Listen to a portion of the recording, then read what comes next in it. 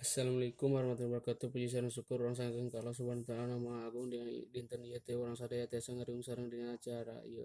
Sadaya ngaturkeun nuhun ka panata acara parantos misalkan waktu sareng kesempatan syukuring selaku murid di SMK Manunjaya ngadeg di tempat bade sanggeung manugikeun biantara anu ngabantur jajar asal usul mesin uap.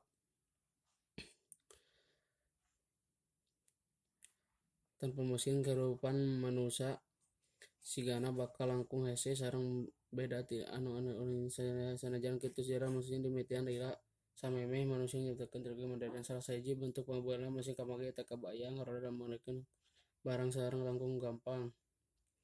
Kira-kira tahun 1900 di Mesopotami serta di harita geus ngarobah cara gerak jeung pagawean manusia.